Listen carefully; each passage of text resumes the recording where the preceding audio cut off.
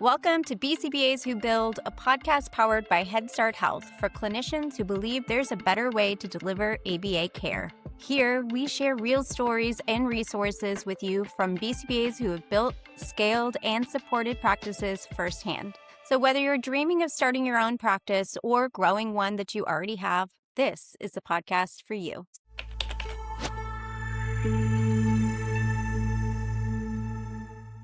So today's conversation is different from our typical episodes. Recently, national media outlets have published articles highlighting concerns around autism services, including allegations of fraud, overbilling, inadequate supervision, excessive treatment hours, and even instances of abuse. And before we discuss anything else, we want to acknowledge the families whose trust was really violated. Experiencing poor care or unethical treatment or harm, we're deeply sorry. As individuals who have dedicated our lives to this field and to the care of autistic individuals, we don't take these reports lightly. And although we weren't responsible for the actions of the individuals and the providers who were reported, we do feel a real responsibility to listen and to learn and to shape how we practice ABA so we can make it for the better. So because it only takes one family to experience ABA and have a bad experience to dissuade another family from accessing what could be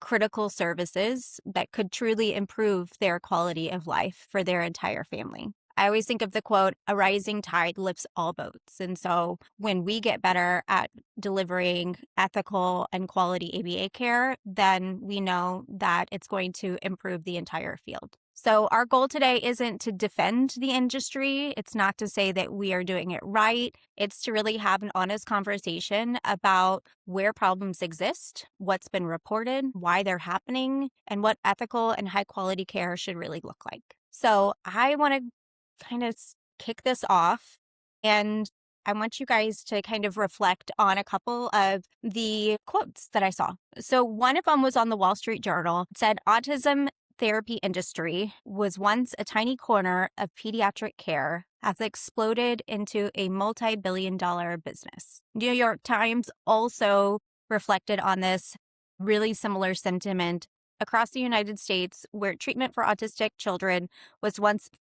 What I got from that was this is not about one bad actor, because we saw three different articles. We saw the Wall Street Journal. We saw two separate New York Times articles. So this isn't necessarily about one bad actor. So I think we need to kind of take that off the plate. And really, this is more about what happens when the demand for autism services and autism therapy services starts to outpace what we see as accountability in the field. So I'll pause there.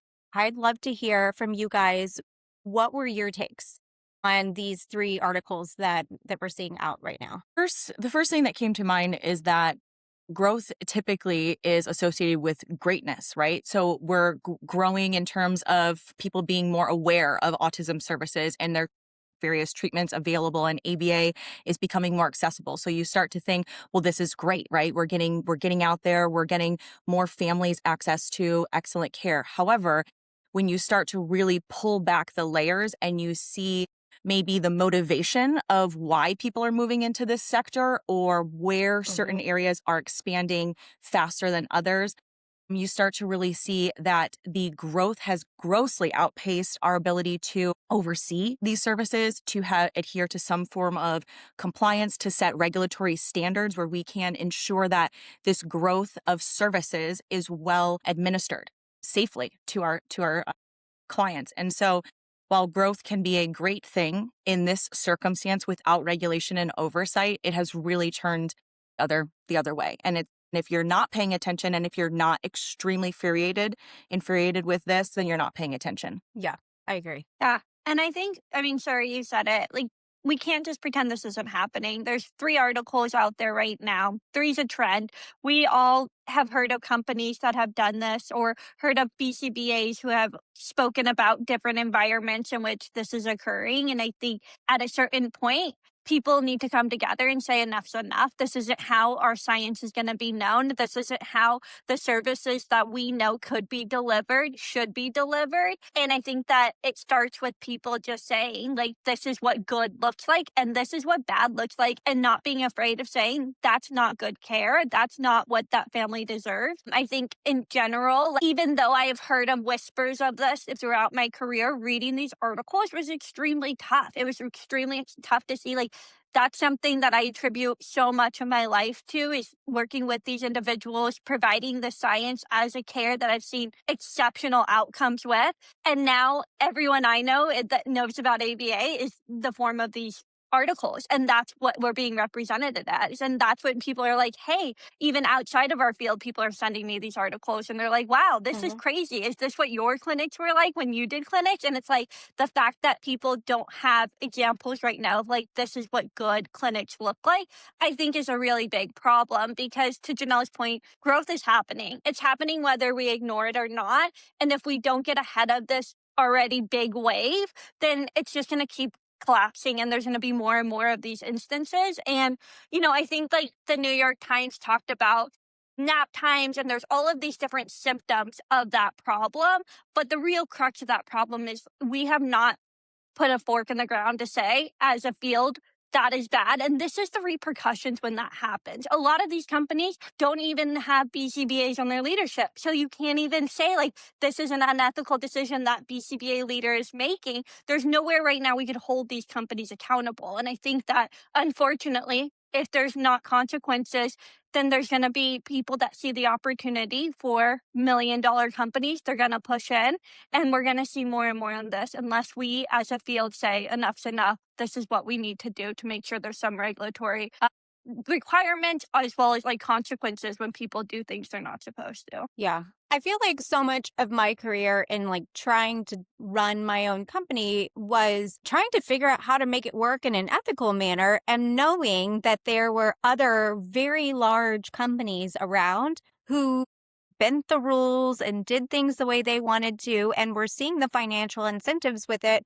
And we would have to come together and figure out, how are we going to retain our employees when we are billing in an ethical manner and it is for an ethical amount, and that we are stopping the clock when kids fall asleep and sending them home when they're too sleepy or something of, all of those different things. Whereas we'll have these stories of what's happening in some of these larger organizations that they've figured out a way to circumvent the regular like hiccups in care of what it happens to be. Kids are going to be sick. Kids will get sleepy. You have young children that need to go home and have naps, and they need to, have time off in the afternoon. And not everything is about, that billable hour. But so I think it's frustrating, because I know the amount that I feel like I've sacrificed, the families I've served, how much they sacrifice in order to access ABA care, the RBTs that truly do care about the services that they are providing. But we see all of these kind of compounding bad actors, and it's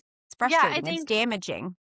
We've all been in a situation or a conversation where you had to make the trade-off, right? You're like, okay, this is what the financial gain could be for the company if we did ABC, if we extended hours, if we limited, these types of events that are happening. You ask a family not to do swim lessons, or you ask a family to do a different schedule. But then you have to pause and say, is that the most ethical decision, right? There's always easier decisions if you just go basically based on financial gain. But when you pause and say, but is that ethical? Is it actually better for that individual to do swim lessons because they are generalizing skills in a natural environment? And even though we're having to shorten sessions and we're not getting all of the sessions we wanted, what's best for that individual? Let's pause and make that decision. And, I think that that's something that is only happening when you have ethical BCBA in those conversations about, like, what are our scheduling policies look like? What are we going to do when a family needs to change their availability? Are we taking into consideration the fact that these individuals are individuals and they're not just going to fall into line with every policy that is there? And without that framework, you are going to see very standardized approach that is going to kind of push families into one direction. And I think what's what is most disheartening is that the crux of all of this, right, is all of these examples that you went through and all the examples laid out in these articles make it very evident that it is profit over children. And that is what is getting everybody's attention, is because it's undeniable. If you are waking a child up after 7 minutes of a nap so that you can bill for that 15-minute increment, I mean, there's no argument there that that is not in the child's best interest. If you are recommending to every parent blanketly across the board to pull children out of school settings where they have access to naturally occurring reinforcers and ability to integrate into their communities, for you to have more hours within your clinic, I would argue that across the board, that is not a good recommendation to be providing to many families.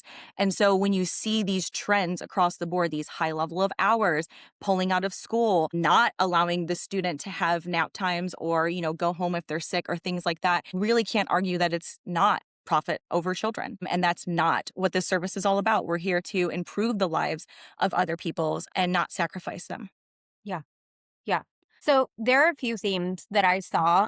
They're actually scattered, which is frustrating, but they all kind of come back to that same central idea. So I want to just kind of like highlight them and I want to hear your reactions. So for any of you guys who are thinking like, what articles are they talking about or any of that, I'll kind of go back. The boom in autism therapy is Medicaid's fastest growing jackpot. So that's really the very first one, I believe, that came out, which was the Wall Street Journal. And this one did a big expose in Indiana specifically. And it really went into this idea of before, I believe, 2024.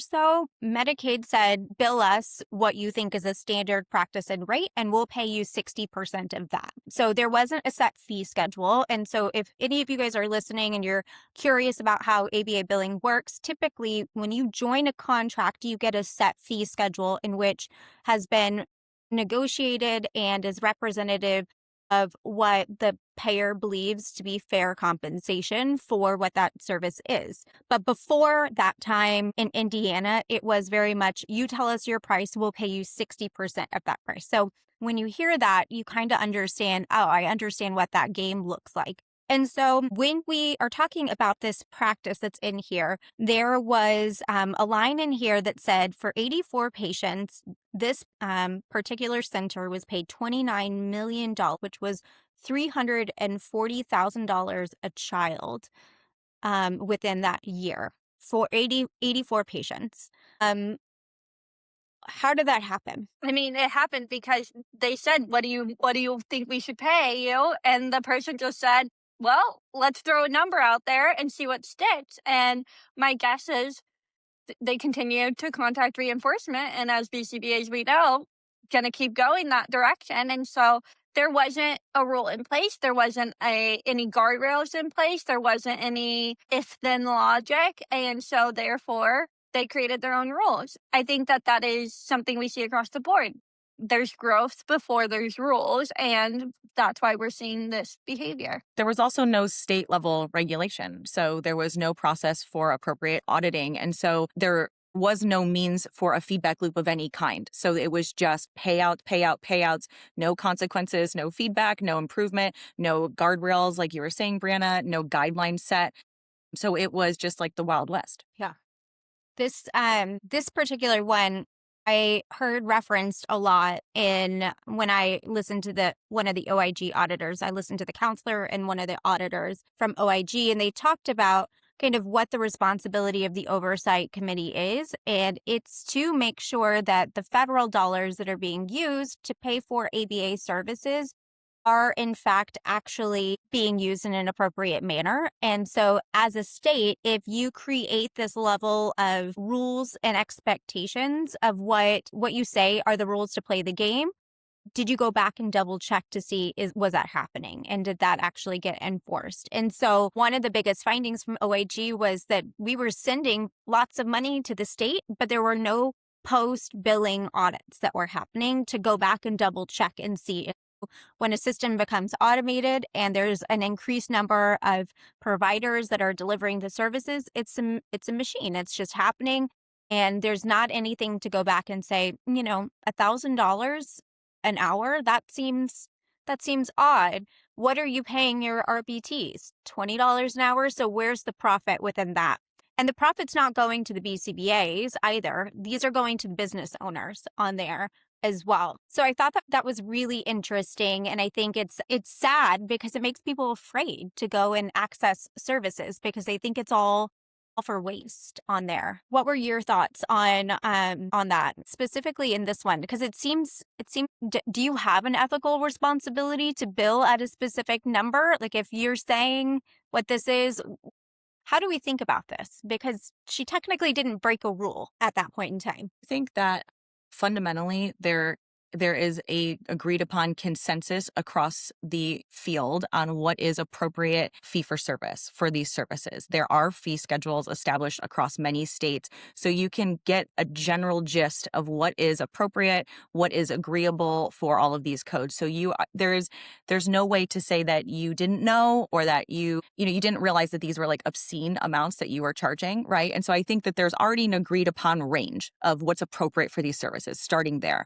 But I think secondhand is where all of the consequences actually lie right now is with the families and insurance payers. So families are receiving these bills, these surprise bills of, $100,000 or more in some cases. And then insurance plans are having to raise their premiums, which immediately impact families because they need to now cover these obscene charges that are being made in the way of supporting ABA services. And then, like you were saying, Sarah, it also erodes just the trust because now that everything's being called into question, now suddenly our service delivery is being called into question. The science, the actual treatment is being called into question as opposed to the behavior of the business owners who were allowing for the service to occur. So it's very complicated, but at the end of everything, the families are the ones who are negatively impacted at every single turn, financially, emotionally, this therapeutic relationship that you're supposed to be establishing now is gone. I mean, like to learn that you're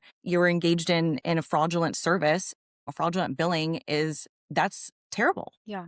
So that made me think of we have another Wall Street Journal article that's out right now. And this one really struck me. It was the autism therapy business is booming. So is billing abuse. And I read that and I was like, yeah. And I talked to so many BCBAs who are thinking about leaving where they're working and going out and starting on their own. And a lot of it comes from this idea of, I don't feel like what's happening is ethical. And as the BCBA of record and the credentialed person, it feels icky. But what this article was really highlighting is the idea of choosing to stay out of network and not going into network, what that means, what the consequences are, and then balanced billing. And so this family got a bill for $911,000. It said that she was receiving several days of per week for 3 to 4 hours a day. So this wasn't even like a full-time kiddo. This is somebody who had a surprise bill with that. So Breanna, I guess for everyone here, what is the strategy of being out of network and why does someone choose to be out of network? Why would they not just want to be in network? Yeah. So, I mean, going back to the Indiana example, this isn't breaking a rule. So technically on paper, you are allowed to use this strategy where rather than getting in network, which then you are kind of at the mercy of the payer to determine what the rates are, you create a single case agreement. You create an out of network contract essentially with that payer. And you say, I'm going to serve this individual, and these are the rates in which we're going to establish. You have a little bit more of the freedom to be able to say, these are the rates that we are going to work with you to develop the treatment plan and provide this care. And so in those instances, those rates are up to the individual, the company to establish, just like in Indiana. And those rates are typically higher because if they don't want to go in network, it's because they want to get reimbursed at a higher rate. And when that happens, then their insurance will come back and pay. And typically they pay a similar rate of what it would be in network. It's pretty rare. There was a wave, I think, like I've heard of some people discussing of like a wave where they were getting reimbursed at that higher rate, which I think made this a more attractive kind of goal for people to get in network. The out of network rates then establish their in network rates. And so that's maybe was the strategy of getting a higher contracted rate in the end. But there's no rules around this. There's nothing that is saying that this is unethical. There's nothing that says that if a BCBA is billing at a higher rate for a service down the street versus another clinic, that isn't something we should do. And so it's allowed to do. And from a business standpoint, why wouldn't you do it? Why wouldn't you try to get a higher rate to make a bigger profit off of the same rate that somebody is doing? Where the companies, in my opinion, did make this unethical is they chose to bill at the higher rate, and then they made the family fill in the blank when the insurance didn't pay the full thing. So they billed, and I'm just going to throw some numbers out there for an example. They billed $500. Insurance only paid $100. That $400 left, they would stick it to the family, which this is where I say that's unfair, because if the family went down the street, they wouldn't have to pay that $400 for that service because their insurance actually does cover ABA. And so, in my opinion, that's where this goes from kind of a gray area to like a black and white, right and wrong, because to Janelle's point, the families are who are suffering. And that's where there needs to be more rules and regulations in place. Yeah. Yeah. Janelle, have you seen any like situations in which people have been chosen to be out of network? I know I have specifically, and it was eye-opening to me. I didn't realize it was even a strategy that somebody would try to do for me going out of my whole career has been like, how many networks can I get into? And like, I want to be able to serve as many families. And so I thought that was really just mind-blowing when I was opened up to that. And I guess I felt a little naive. Yeah, I think I would say that I believe that to be a pretty regularly occurring practice. Like Breanna said, it's a strategy. So I do think that it is being employed. I do think that a standard response is we can't afford these rates, or these rates aren't high enough. And so the default is always to just use single case agreements and go out of network. And so I do think it's a strategy that is employed more frequently than people realize. What goes into like whether or not a rate is or is not affordable? I think a parent would see your reimbursement is $65. You're paying your RBT $25 or sometimes even less. It seems like there's plenty of money to go around the table. How are you not able to do that? How is the money used in that billable hour? It could be a whole podcast in itself, because I think the financial and the operational mechanisms that allow an ABA company to run are very complex. So I know it's very easy to say $65 an hour and then the RBT is only paid $20. The difference is profit. Well, I would disagree with that. I think that, yes, there is a large spread there, which is great. And some of that is profit, but not all of that. You have to think, is there a clinic? Because there's clinic overhead, training, ongoing support for supervisors. I mean, like there are so many other, like health insurance. There's so many invisible fees and expectations for a business to pay out that this money goes towards. So it's not pure profit, although there is a large enough spread where there is profit coming from the direct care services. Yeah. Breanna, what were some of the ways that you noticed in here that they were talking about padding that profit and really being able to expand the bucket of money essentially that they're working from? Yeah, I mean, I think the reality is people are hiding behind what Janelle just said. So they're saying like, we need a bigger profit margin on our 97153, our direct care code, because we have this clinic, because we do ongoing training, because we want to give you good health benefits. Where the reality is there's a ceiling there, right? There is a number in which it allows a company to be successful, provide ongoing training, provide good benefits to their team. And then there are people that are just motivated to be able to squeeze every dollar out of the CPT coaches they can for their own personal profit. And this is where you see business owners who are making 5 times the amount of anyone else at that company, and they continue to find ways to increase that profit margin. Maybe they're paying RBTs less. Maybe they're taking away benefits. Maybe they're moving BCBAs from W-2 to 1099. They're making these financially motivated decisions for their own financial gain rather than looking at the whole team and making systems and processes that allow for the team to be successful. And I think that those are the bad apples that are kind of being called out. I think in general, we are going to see more and more people be called out when they are strictly driven by profit and they're not taking into consideration the people that are delivering the care. I've even heard from BCBAs and they're like, oh, I got an offer for like $50,000 at this company. And it's like, that's not livable, but they're asking me to do it. And it's like, we're asking RBTs and BCBAs to be martyrs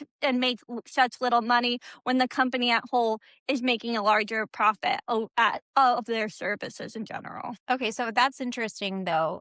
At what point though, even though you say I'm not getting paid a great living as the BCBA who's working there, at what point do you begin or do you begin being culpable for the practices that are happening under the walls or under the roof that you're supervising? Yeah, As I a mean, I think that's exactly that's where we as BCBAs need to band together and say enough's enough. Like, you are responsible, you know what's happening, and the more that we turn a blind eye, the more we allow these conversations just to be conversations that we're like venting and saying like, oh, they created another policy for 7-minute naps. They created a policy where clients at our center can't be in extracurricular activities, and you still work at those companies. You are essentially allowing those companies to exist. You're allowing that to be a reality for so many families. Similar to a comment that was made earlier is the businesses themselves are not held to any ethical standards, right? So the certified or the licensed individuals are.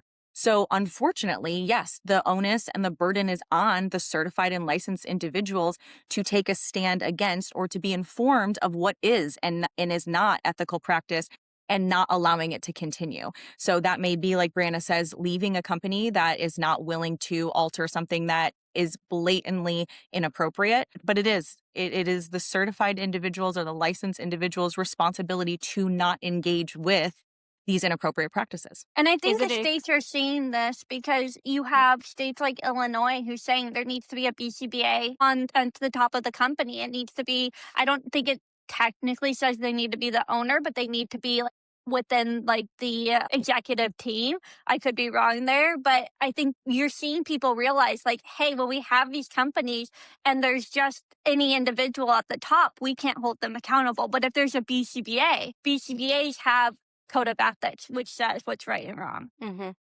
Yeah, I think that reminds me of, and I know in one of these articles we talk about just straight up abuse that has been allegated. So one of the stories that resonates in my mind, and I don't have all the details, so I'll always say it's alleged, but it was in Texas. It was in North Texas, and the situation that I recall hearing was that there was an allegation of abuse and that the BCBA and maybe the BCBA supervisor were aware, or maybe the RBT were aware. They went to their supervisor, who was not a licensed individual, and they gave them what to do based off of the policy. And it was not meeting the standards of you needed to report. There was an investigation that happened, and the person who became responsible were the two individuals who were mandated reporters, and they did not report. The question is, but my supervisor told me I didn't need to, and the policy told me I didn't need to. And so you have these odd conflicting reinforcement systems of like, I want to keep my job and I don't want to rock the boat, and I need to pay my bills, but also I have an ethical obligation. I have a legal obligation in order to abide by a different set of rules. And so, yes, we say there are a million jobs out there for BCBAs, but at the end of the day, switching a job is scary. And it is one of those things that people would probably like to avoid doing. I am curious to know what would be something that if you were to start interviewing for a job and you wanted to know, is this an ethical place? Am I going to get in trouble? What would you ask? I mean, I think starting from the beginning, you should see what their policies are. From these articles, especially the New York Times one that came out, it seemed like there's a very clear company policy written around what is a billable activity. So I Hmm. would start there. I think I would always really go in, unfortunately, with like playing devil's advocate and seeing like what they're saying, and then honestly test it. See in the first couple of weeks, is that what's happening? But there are some real metrics that you could ask for. Like, what does turnover rate look like? You know, how long is your most tenured BCBA been on the team? How long do supervisors stay in their roles? I think, you know, I've been lucky enough to have some really wonderful supervisors. And to your point, Sarah, to that example, they help guide you, right? They help guide your decision making. They help you kind of figure out in these times where you're like, hey, something happened. I need to talk this through. They're your compass. They're the ones guiding you through that. And so I would really spend time on who's overseeing this clinic, who's the one who's going to be there when I have an ethical dilemma, who can I talk to, what do you do when there are ethical dilemmas, and really pressure test that. I think so often it's just such a quick interview process because there's so much need for care that there's not always that time to truly sit and vet what kind of environment am I going to step into, and are they truly aligned with the values I have for myself and the care I like to provide individuals. But BCBAs are the commodity at the end of Yeah, the day, and you they need hold all the us. cards, and Yeah. it is your license on the line. And so I would say slow down to go fast and ask smart questions. You hold everything here. Uh, yeah, I think that's a good point, Brianna, of just like starting with what are your policies? Follow the reinforcement, you know, asking those questions. I think sometimes we're afraid to be a squeaky wheel. We want to go along to get along, but at the end of the day, there's a lot at stake, and people have worked really hard for their certifications, and we are passionate about the care that we provide and the supports that we provide to families. You know, anything else you would say to like a BCBA who's starting to think about interviewing and wants to kind of see?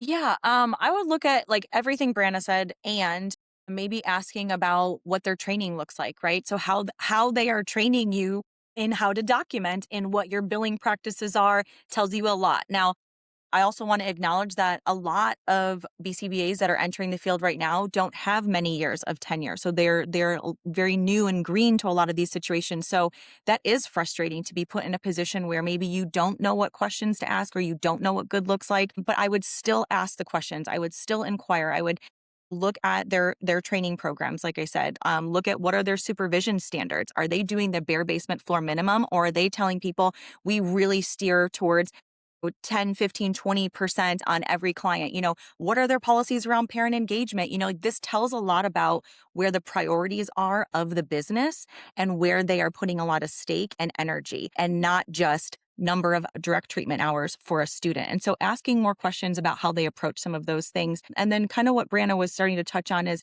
what is the level of oversight? So yes, who's running your clinic, but who are the decision makers at that clinic? Is it actually the clinical director, or is there a BCBA above them, or is there no BCBA above them making decisions? So trying to better understand how the whole ecosystem functions, how decisions are being made, will help you understand a little bit more about like the inner workings of the business before actually taking part in it. Yeah, and I think as the BCBA, outside of the fact that, like, you're right, Sarah, like, you are the commodity, you are what that company needs, we're the decision maker too. So if I ever went to a company and they were like, okay, you're the BCBA, but this is how much each client is going to be prescribed of ABA, and this is the assessment, I would say absolutely not. Huge red flag to me, because this is my clinical recommendation. This is based off of my observation with that individual. And so I think there are some very clear red flags like that where I would say full stop and I would end the conversation right there, because at the end of the day, like, I'm the BCBA and I'm the decision maker as well. Yeah. Have you ever had to face a tricky situation in which you're like, I need to stand up for what I know is right, and either you needed to educate an individual, so perhaps the situation was leaning towards not being ethical. However, it was due to lack of education, lack of awareness, all the way to we're aware. This is just the policy. Have you found yourself somewhere on that spectrum? Yes, I think we've all found ourselves especially if you've ever been privileged to be in any sort of leadership position as a BCBA, you have come across many different scenarios. I think some just quick examples off the top of my head are obviously around hours recommendations. There are some policies that try to influence those. So that's a very easy one to point to and say, of course, a standard policy should not be the reasoning behind an hours recommendation. It should be individualized assessment building up to that. And then other recommendations like pulling students out of school. So I do not feel like a BCBA is positioned to make that kind of recommendation that ABA services are going to outperform or in some way be a better match for a student than the public school system that they are entitled to access. And so I think in situations like that, where BCBAs go in gung ho and say, pull them from school completely, that can be an ethical situation. Now, of course, there are some circumstances where that would be a great recommendation.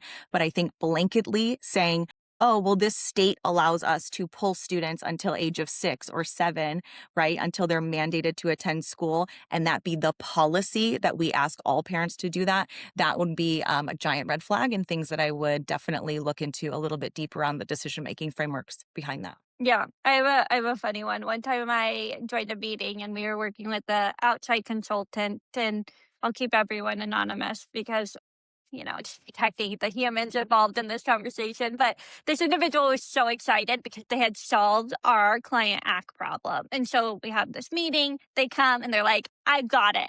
We're going to do a family referral program. We're going to pay the families to refer other people to ABA. And I was like, that's lovely, but that's illegal. So we're not going to do that. But I think to your point, Sara, like, had I not been in that room, had I not been Right. a BCBA, I'm sure there are companies out there that start doing things like this and learn the hard way. But, it is a great idea if it was legal. You could definitely get Sure. families. Sure, if it was legal, like, it'd be fine. It'd be fine. Sure. Okay, but I guess let's talk about why that's not legal and why you can't ask for testimonials or for you to go on to Google My Business, or you can't pay a family to say nice things about you. What is it doing to protect the family and the quality of care? Well, I think it's not only just protecting the family and the quality of care, but it's motives, right? So it's like, Mhm. what is your goal there? Your goal is to pay a family to say something nice to you. As a BCBA, that's a huge dual relationship. So we'll just make sure we highlight that right off the bat. Like, Mhm. anytime you are paying a family to do something for you is a huge red flag. But I think also, just as a blanket rule, don't pay Just families to do things for you. general rule. Yeah. But I think, as a business, you also, there's legal rules on whether or not you can pay a company or a customer to engage with your company in a way that is maybe falsifying their experience or asking them to heavily curate their experience to benefit your company. And that's where the line is starting to get gray when you are paying them for testimonials, reviews, referrals. Yeah. Yeah. Okay. I'd like to shift gears, and I want this to be helpful as well. So we've talked about all these pain points. What could a family look for when they are interviewing a possible ABA provider? How do they know if they have found somebody that's going to give them supportive care? Either being in the interview and having that conversation on the initial consultation, or just through micro interactions throughout the first couple of weeks of care. I think the first thing that families can really start to inquire about is about the actual supervisors and their credentials. So some of the things that we saw within the articles is that didn't even have the correct credentials to be billing some of these services, right? So it's okay, and you are permitted to ask for proof of that, right? I want to know who the BCBA is. I want to know that this person is an RBT. I want to understand, how this RBT was trained. Tell me about the process. I want to ensure that there were appropriate background checks, right? So all of these things were very serious errors that were made in the onboarding and training of these team members that were supposed to provide this care. And so I think starting with who are the people that are going to be providing this care and ensuring that they have the correct credentials to be doing so. I think asking a lot more about what the treatment planning process looks like and how involved the family is expected to be. A green flag would be they are expected to be very involved in the treatment planning process. A red flag is more of a hands off, you just fill out the Vineland and we'll do all the rest, right? And so I think understanding levels of participation and engagement, and then how ongoing involvement for a BCBA will look. What we're seeing right now with all of the strain, because we don't have enough BCBAs for the number of students that need services, we start to see a decline in supervision, right? So we see less and less of our clinicians in person on, with our students.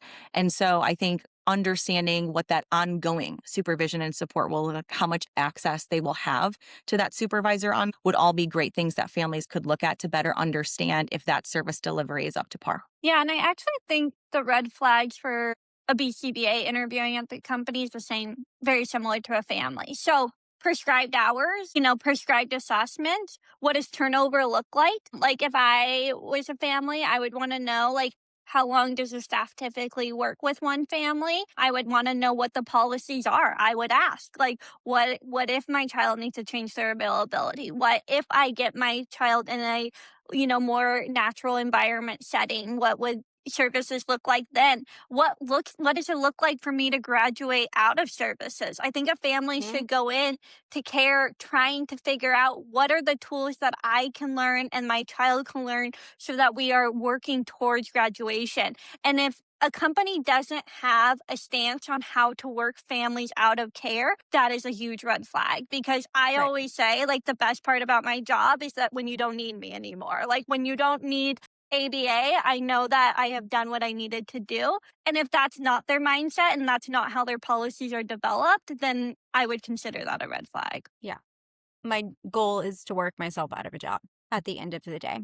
If that happens in 6 months, that's amazing. If that happens in 18 months, that's amazing. But at the end of the day, it's not an ever moving goalpost. We have a level of so what that we have planned at the very beginning. The purpose of seeking ABA services, it has to be documented in the treatment plan. What's the purpose of seeking ABA services? And are we focusing on the main thing? And I think one of the curious things that I always run into is, of course, they are children that we are serving. Of course, there are areas of growth, but are they truly going to help move the needle to improve quality of life? Or are those things that are going to naturally happen through high quality interactions in their community? Going and being on the baseball team and losing, or not getting your turn first, going to the swimming pool and then having to get out of the pool because it's pool break. What a great learning opportunity that is embedded into our natural environment that can result in really great skill acquisition.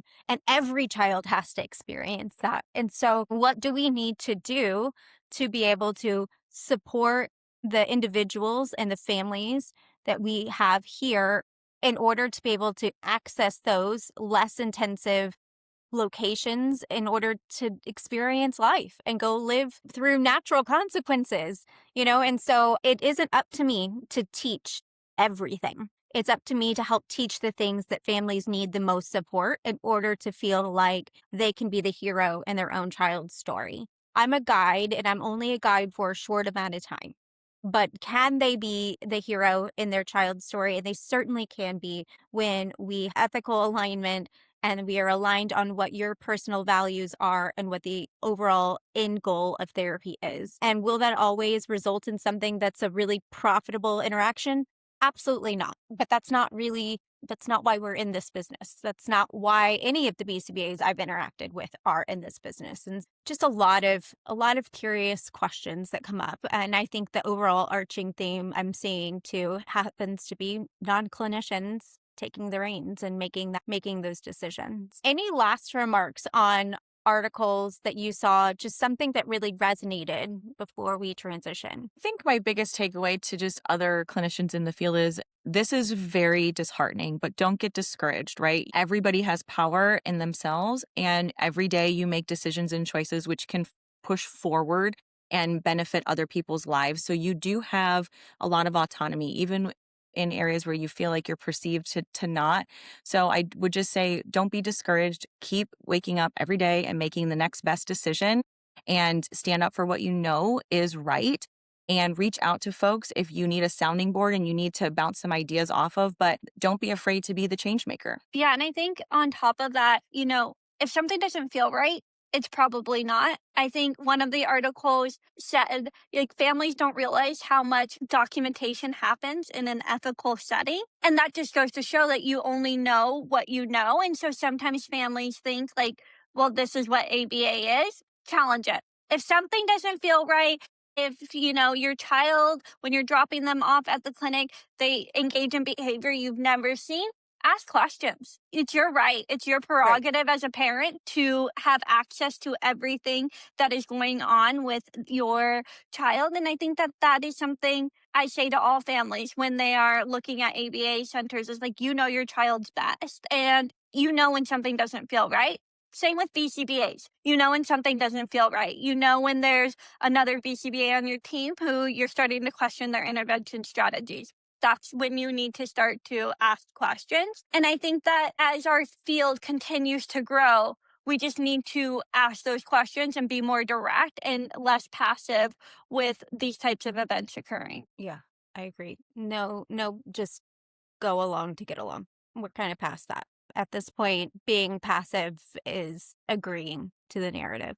Okay, so let's switch gears. We have what feels not appropriate to call it a game, but we're going to have a little ethics pop quiz. It's 3 scenarios. I just want your first piece of feedback. This is the most nerdy type of game you could possibly play. All the people who don't like BCBAs because we're boring when it comes to things like this, welcome. Well, then we just fed that narrative, didn't we? We just fed that right One there. narrative we are agreeing with today is we know how to have a good time.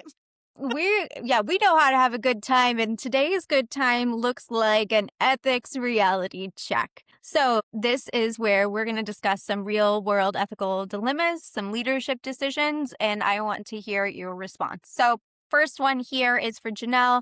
A child's authorized for 40 hours. Their therapist happens to be out for a couple of weeks and they are only receiving 20 hours. And lo and behold, my friend is doing well and actually excelling. They're doing 20 hours of therapy, but they were originally prescribed 40. You're the BCBA. What's your responsibility here? I'd say excellent.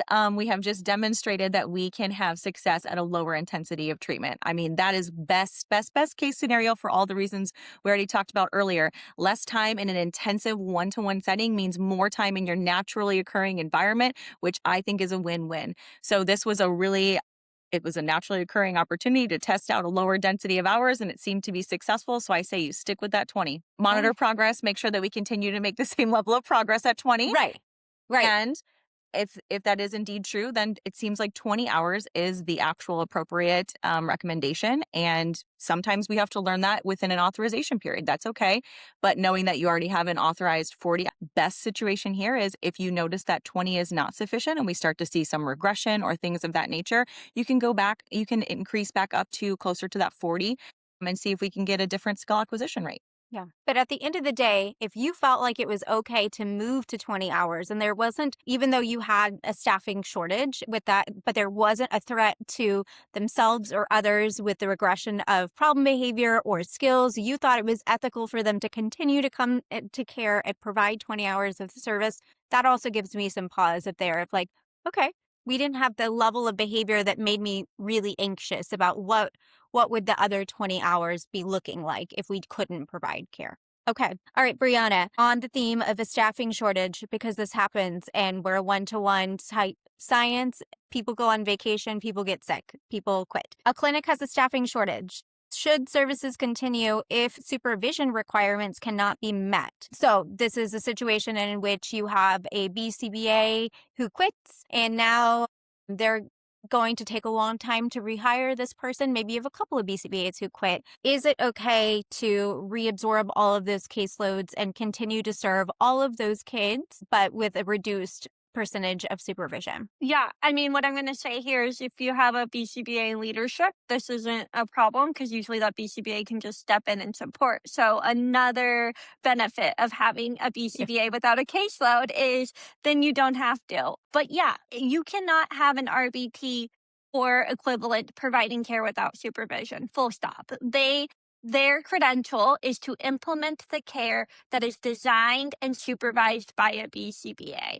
If that isn't happening, if the framework of our science isn't being evaluated on a regular basis for that individual's progress, then that is not the care model that is occurring. Essentially, what I have heard of or what has then occurred is that RBT just goes into maintenance mode and just, establishes trials that are not teaching the individual anything new. And that is an opportunity for novel problem behavior to start popping up because that learner now is probably bored or engaging in activities that are not as stimulating. And so if you cannot provide the adequate supervision or oversight of a case, then it's just like if that RBT wasn't there. You can't continue to provide care.